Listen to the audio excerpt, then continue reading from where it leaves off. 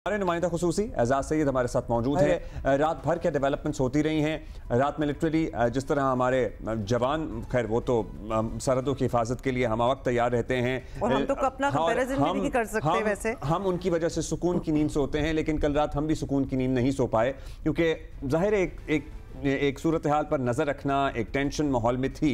एजाज हमें बताइएगा अब क्या है अपडेट फ्रॉम द सिक्योरिटी ज़राए। भारत तो अभी भी शरारतें कर रहा है, लाहौर से इत्तलात आ रही हैं, चकवाल से इत्तलात आ रही हैं। सो हम अभी देख रहे हैं और जगह और वक्त का तयन करने में हम अपना होमवर्क मुकम्मल कर रहे हैं।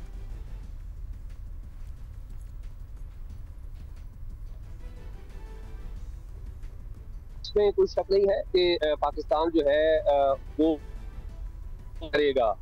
मेरी हुई है वजारत दिफा के सीनियर लोगों के साथ और उनकी तरफ से जो बातें सामने आई हैं, हुकूमत के कुछ लोगों के साथ भी मुलाकात हुई है। और अगर उन दोनों बातों को नेशनल सिक्योरिटी कमेटी जो कैबिनेट की है, जिसे प्राइम मिनिस्टर ने हेड किया है, उनके साथ जोड़ कर देखा जाए तो ये बात बड़ी क्लियर हो गई है कि Pakistan is going to respond strongly, यानी कि पाकिस्तान की तरफ से इस बात का फैसला हो गया है।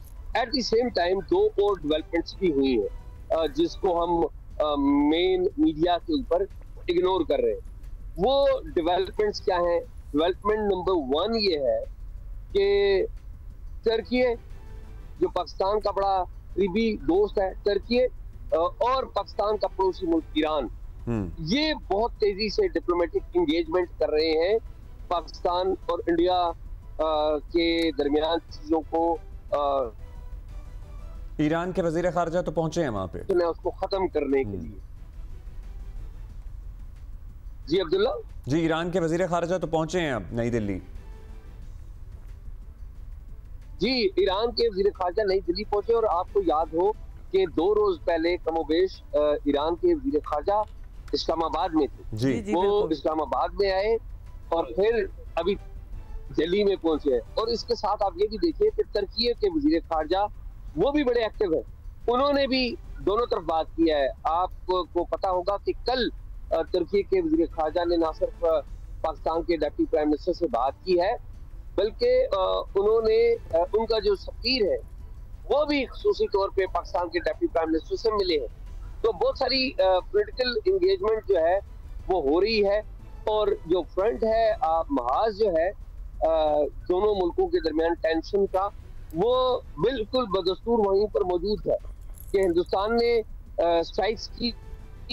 और देखने की बात यह भी है कि हिंदुस्तान ने स्ट्राइक्स पाकिस्तान की मिलिट्री पे नहीं की, वो स्ट्राइक्स की हैं उन्होंने सिविलियंस के ऊपर, या जिनको वो कह रहे हैं कि जी हमने टेररिस्ट के जो ठिकाने हैं उनके ऊपर कार्रवाई की है।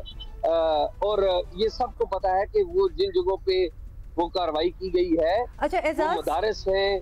जी जी बिल्कुल वो जी एजाज, साथ साथ हम एक ट्वीट भी चला रहे हैं जो कि वज़ीर आज़म शहबाज शरीफ ने की है एड्रेसिंग टर्किश प्रेसिडेंट अर्दोआन, और उनको शुक्रिया भी अदा किया है, उनकी सपोर्ट का शुक्रिया भी अदा किया है। Why specifically Turkish president Erdogan, मतलब हम पूछना चाहते हैं क्योंकि सपोर्ट की बातचीत तो बहुत से मुल्कों से भी हो रही थी, लेकिन ये ट्वीट जरा हमें स्पेशल लग रही है। और हमारा तो उनसे ताल्लुक है ही अच्छा है, वो तो हमेशा से ही है। भारत में उनका कितना असर और रसूख है, ये जरा इसको एक्सप्लेन कर दें। देखिए, भारत में जब तुर्की पाकिस्तान को भरपूर तरीके से सपोर्ट करेगा तो भारत को तो एक पैगाम जाता है ना कि तुर्की पाकिस्तान के साथ खड़ा है। और तैयब अर्दोगन ने बड़ा खुल के सपोर्ट किया है पाकिस्तान को, ना सिर्फ सपोर्ट किया बल्कि सॉलिडारिटी का इजहार भी किया है। और एट दी सेम टाइम ये पैगाम उधर भी दिया गया है, हिंदुस्तान को भी दिया गया है। और आपको पता है कि जो चीन है, चीन की उसमें चीन बोलता कम है, पर यकीन रखता है। That's right.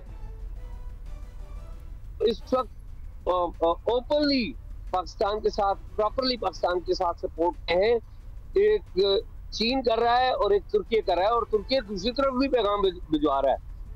और मैंने ईरान के बारे में बात की कि वो तो बाकायदा सुलह की कोशिश करवा रहा है कि उन्होंने अपने वजीर खारजा को इस्लामाबाद ही भेजा और अब वो दिल्ली में।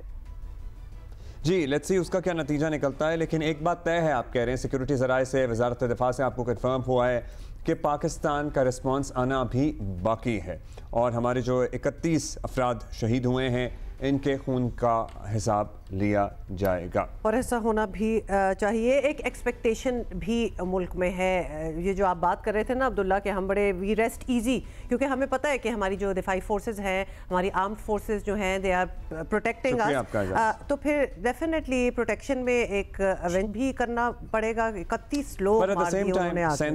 बहुत शुक्रिया Ejaz, thank you for being with us. जाहिर है हम फिर ये कहेंगे कि हमारी ख्वाहिश है कि इस खित्ते में अमन कायम हो।